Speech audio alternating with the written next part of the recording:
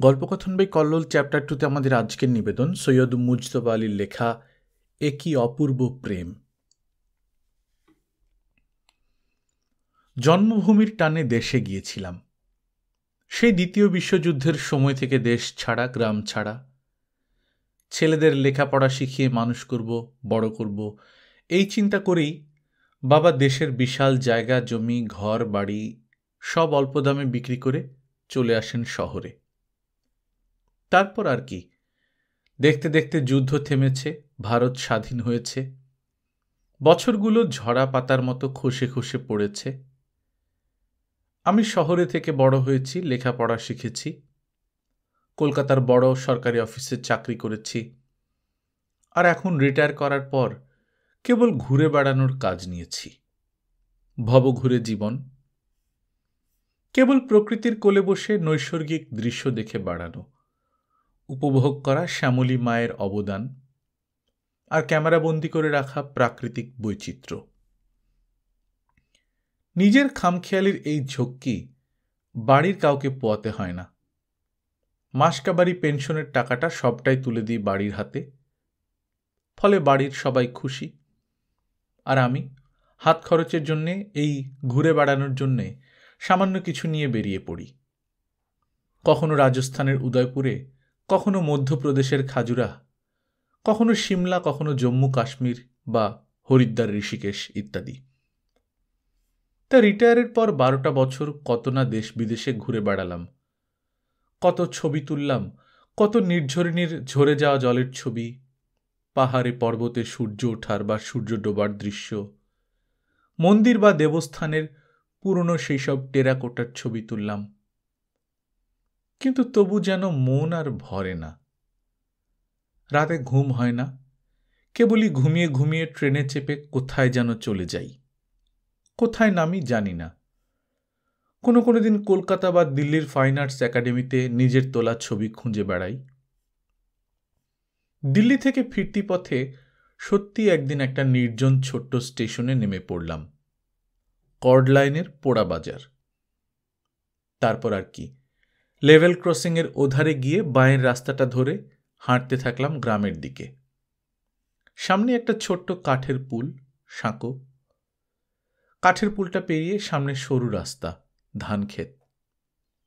ধান ক্ষেতের আল ধরে এগোলে মেঠো বড় রাস্তা। এবার হাঁটতে থাকি উত্তর মুখ করে।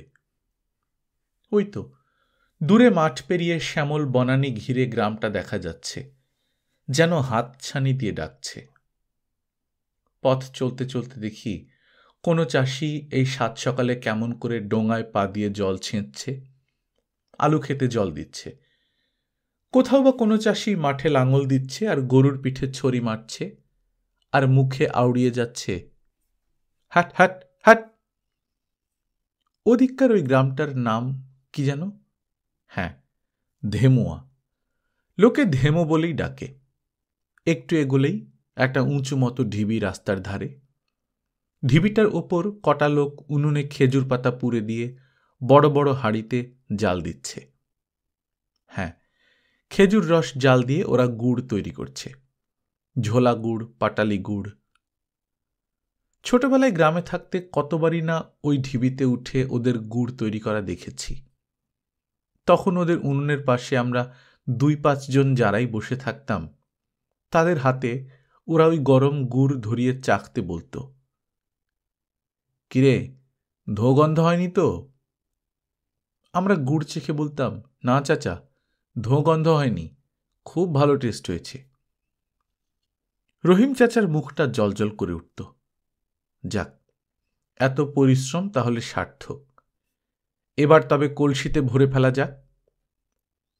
এসব স্মৃতি আজও যেন চোখের সামনে ভাসছে। ঢিবিটায় উঠতে ইচ্ছা করছিল, কিন্তু ওখানে গেলে এই 50 সাল বাদে ওদের কেউ কি আমাকে চিনতে পারবে? হয়তো সেই রহিম চাচাই নেই, মরে গেছে। যাকগে, আর খানিকটা হাঁটলেই নিজের গ্রামে পৌঁছে যাব। ওই তো দূরে দেখা যাচ্ছে সেই ছায়া সুনিবিড় তাল সুপুরি আম গাছে ঘেরা আমার সেই গ্রাম, আমার জন্মভূমি মাকালপুর। টিনের ছাউনি দেওয়া ঘরটা এখান থেকে ভালোই দেখা যাচ্ছে। বাবা শঙ্কর প্রসাদ দ্বিতীয় বিশ্বযুদ্ধের পরে, স্বাধীনতার 2-5 বছর আগে, দেশের সব বাড়ি জমি গোবর্ধন রায়কে বিক্রি করে কবলা করে দিয়ে শহরে চলে আসেন। আমার তখন কতই বা বয়স, বছর 10-12 হবে।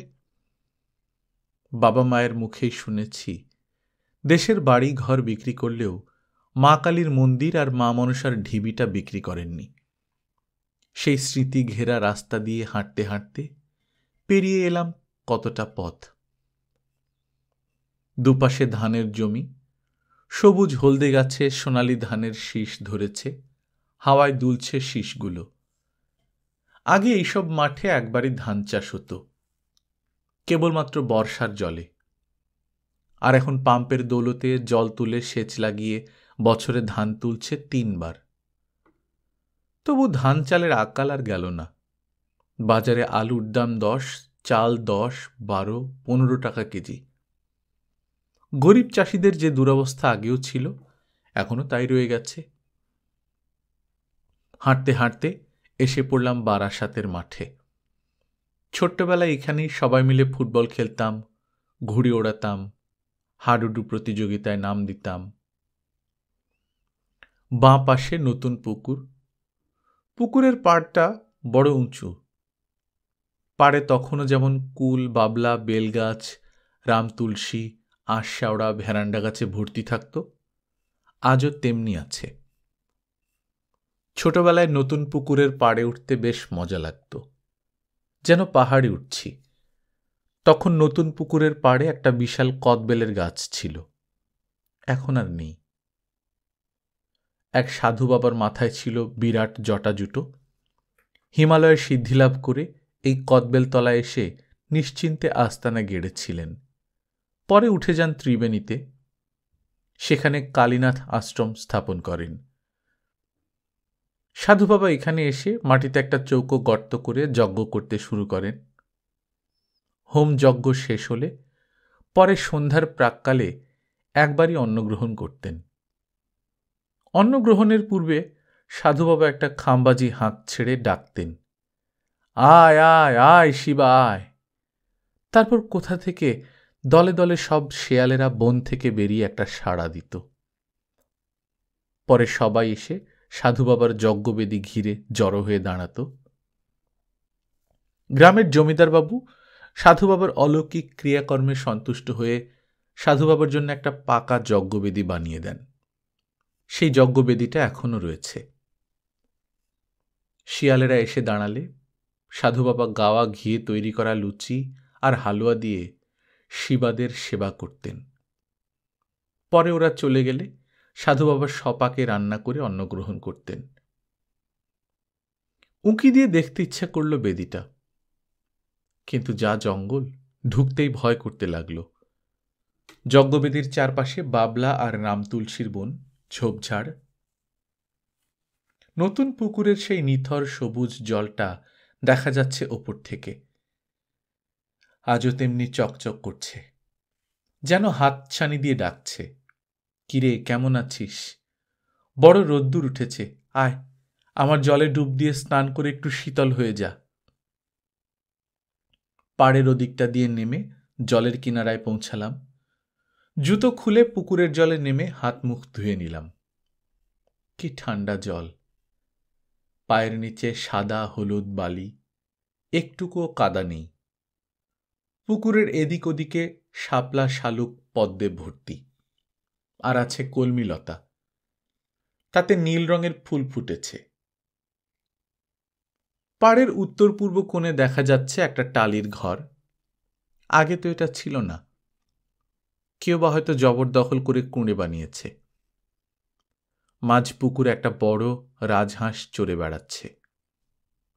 একটা মেয়েকে দেখা গেল, সাদা থান পরা। মেয়েটা ডাকছে, আয় আয় চই চই। দেখলাম মেয়েটার ডাকে সাড়া দিয়ে প্যাঁক প্যাঁক শব্দ করতে করতে মাঝ পুকুর থেকে ডাঙায় উঠে গেল রাজহাঁসটা। হাতে বাইনোকুলার, সেটাকে চোখে লাগিয়ে দেখতে লাগলাম। রাজহাঁসটা জল থেকে উঠতেই মেয়েটা ওর গলায় মাথায় হাত বুলিয়ে কত না আদর করল। নিজের শাড়ির আঁচল দিয়ে হাঁসের পিঠ ও পেটটা মুছিয়ে দিল। হাঁসটা গলা লম্বা করে মেয়েটার মুখে মুখ দিয়ে আদর করতে লাগল। মেয়েটার হাতে একটা থালায় করে হাঁসটার জন্য কি যেন নিয়ে এসেছিল। হাঁসটা তার হলুদ ঠোঁট দিয়ে মহানন্দে সেগুলো সব খেয়ে নিল। খাওয়া শেষ হতেই মেয়েটা হাঁসটাকে কোলে করে টালির ঘরে ঢুকে গেল। দৃশ্যটা অপূর্ব লাগলো। যাতে ভুলতে না পারি তার জন্য টেলিলেন্স দিয়ে সবটাই ক্যামেরায় বন্দি করলাম। এবার পাড় থেকে নেমে ওদিককার রাস্তা ধরে গ্রামের সেই বিক্রি করে দেয়া বাড়ির উদ্দেশ্যে রওনা হলাম। ওই তো দেখা যাচ্ছে সেই পটুল গাছটা, একটা মিষ্টি আমের গাছ। মা নাম দিয়েছিল পটুল। ছোট ছোট হলুদ রঙের পেয়ারা ফুলির মতো আম, অসংখ্য ঝুলতো আমের সময়। এখনো হয় কিনা জানি না, কি মিষ্টি সেই আম। কিন্তু ওদিককার সেই আমবাগানটা তো দেখছি না। বুকটা মোচড় দিয়ে উঠল। হায় ভগবান, এ কি জন্মভূমি দেখতে এলাম! শৈশবের স্মৃতি ঘেরা সেসব ঘর বাড়ি, আমবাগান, এসব কই?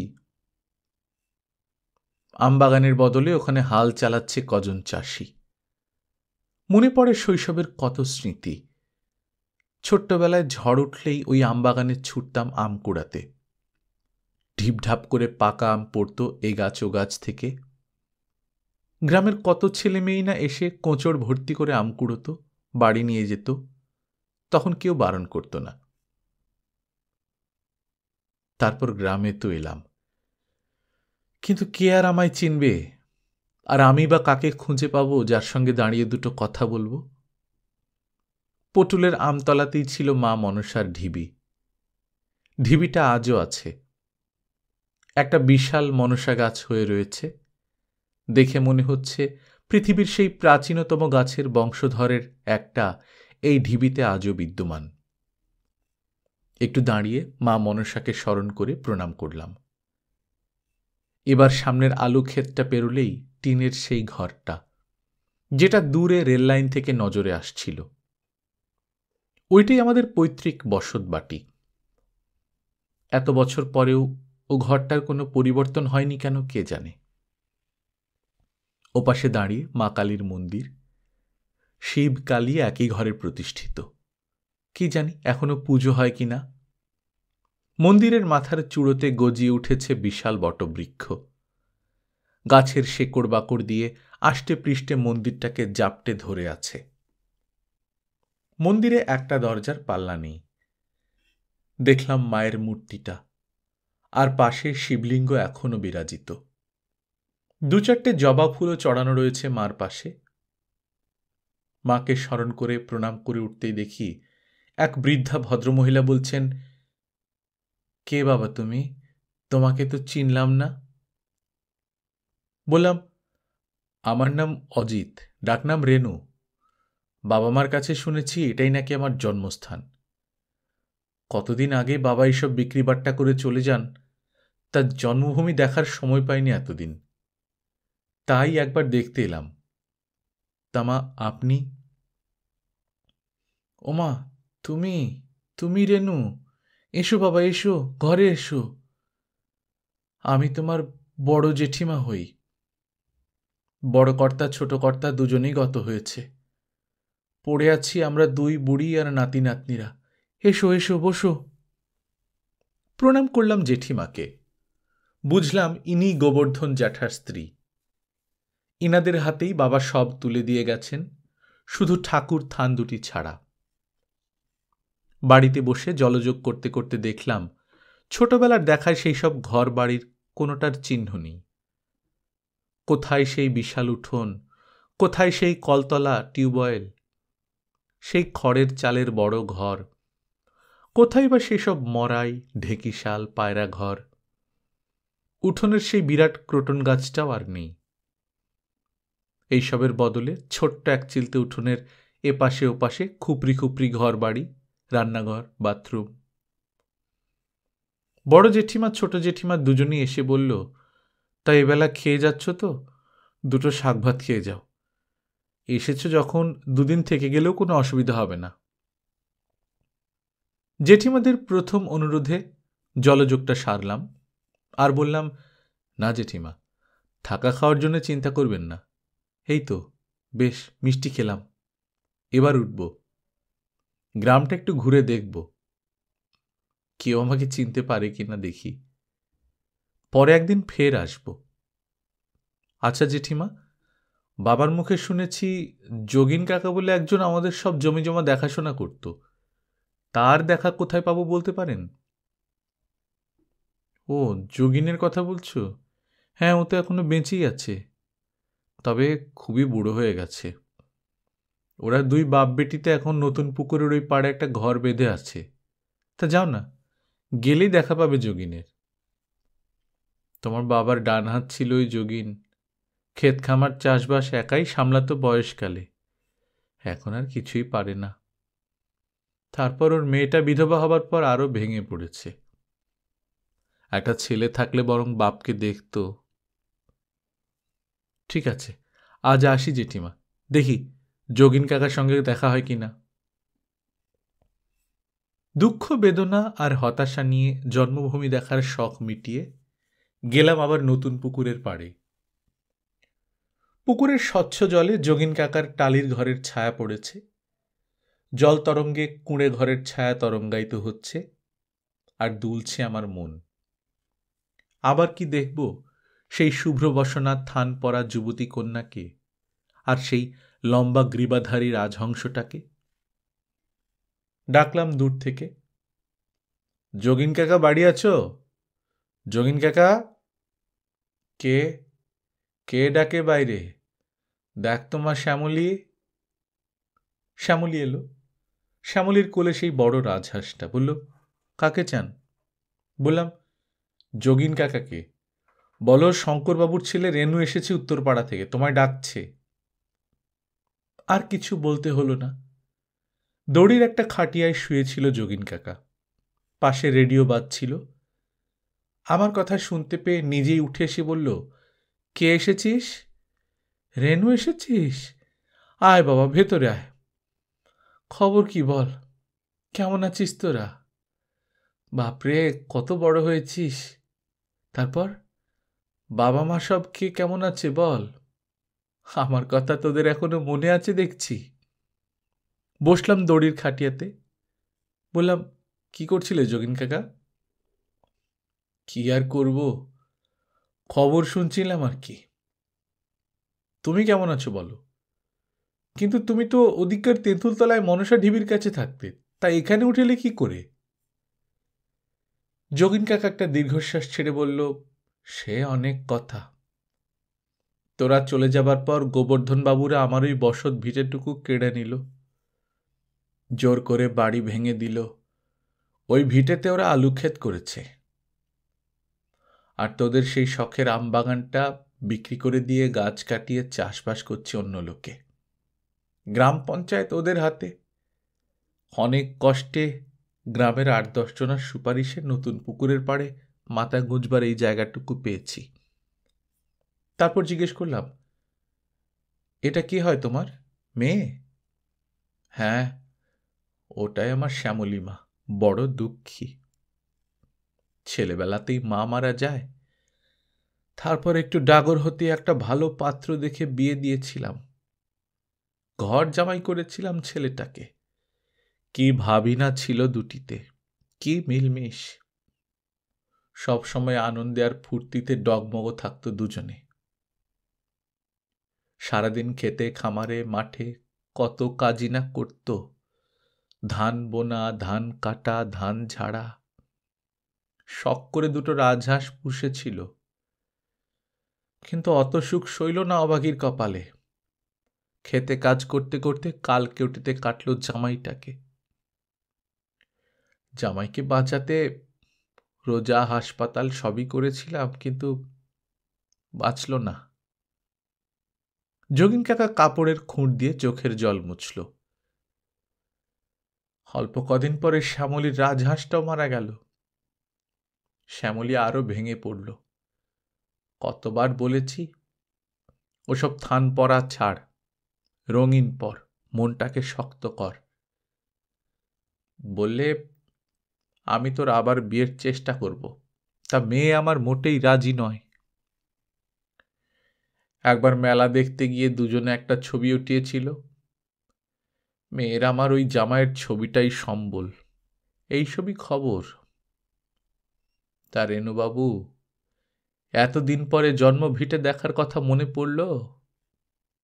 দেরি করে ফেলেছিস বাবা, বড় দেরি করে ফেলেছিস।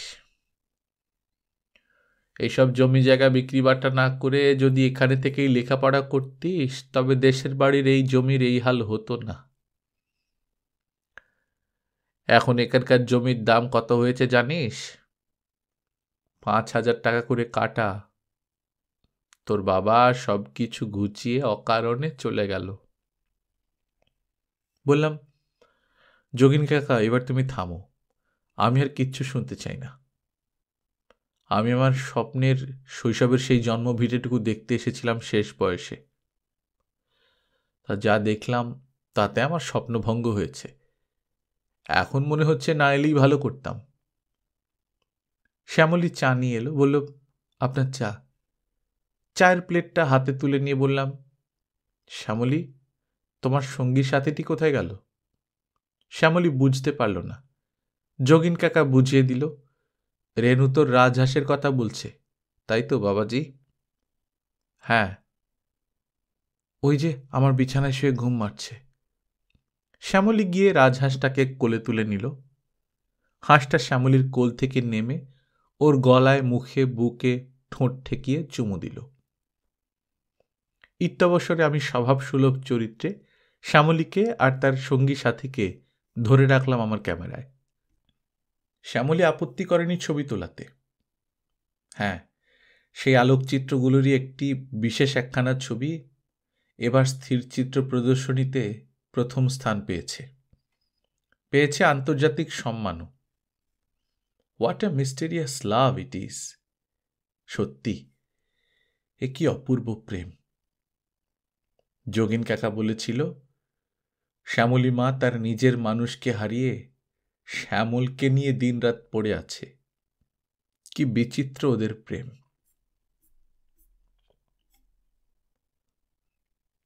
গল্পকথন বাই কল্লোল চ্যাপ্টার 2-তে শুনছিলেন সৈয়দ মুস্তফা আলীর লেখা এ কি অপূর্ব প্রেম। আমরা নিয়মিত গল্প পাঠ করে শোনাচ্ছি। আপনারা যারা প্রথমবার মতো শুনছেন, কাইন্ডলি সাবস্ক্রাইব করে নেবেন। গল্প পাঠ ভালো লাগলে বন্ধুদের সঙ্গে শেয়ার করবেন। নিজে ভালো থাকবেন, আশপাশের লোকজনকে ভালো রাখবেন। টাটা।